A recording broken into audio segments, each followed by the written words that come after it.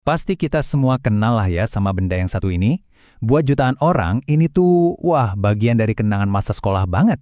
Tapi, di balik kain yang kelihatannya biasa aja ini, ada cerita yang kayaknya belum banyak yang tahu deh.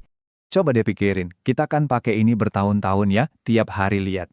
Tapi, pernah kepikiran nggak sih, kenapa sih seragam sekolah itu harus ada? Tujuan aslinya tuh apa? Mungkin di pikiran kita langsung, oh ini soal disiplin, atau biar jadi identitas sekolah. Ya, itu bener juga sih. Tapi ide paling awalnya, alasan utamanya, itu beda banget. Dan siap-siap aja, jawabannya bisa jadi bikin kaget. Oke, yuk kita bedah bareng-bareng. Kita mundur sedikit ke masa lalu buat cari tahu dari mana sih sebenarnya ide seragam ini datang. Ceritanya itu bukan dimulai di ruang rapat sekolah modern loh. Bukan. Tapi jauh. Di satu negara cuma gara-gara satu ide. Ide yang kelihatannya simpel, tapi kuat banget dampaknya.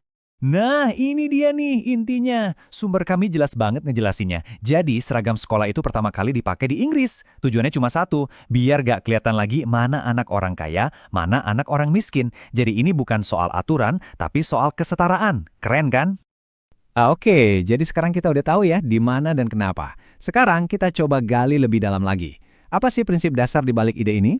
Idenya tuh sebenarnya jenius banget karena simpel. Tujuannya biar ada kesetaraan yang kelihatan sama mata. Coba bayangin, kalau semua orang pakai baju yang sama, penanda status sosial yang paling gampang dilihat ya kan, langsung hilang gitu aja. Nah, ini yang menarik banget. Coba kita bandingin ya. Bayangin deh, sekolah yang nggak pakai seragam. Baju itu bisa jadi simbol status kan? Muncul deh geng-gengan berdasarkan merek atau harga baju. Nah, sekarang lihat sisi satunya, pakai seragam.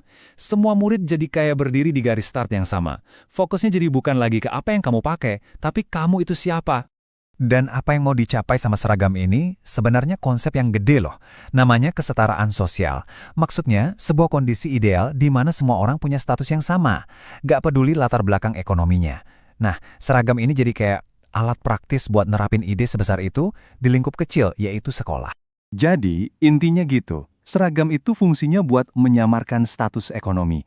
Tujuannya mulia banget, yaitu biar anak itu dinilai dari karakter, kepintaran sama bakatnya, bukan dari seberapa tebal dompet orang tuanya.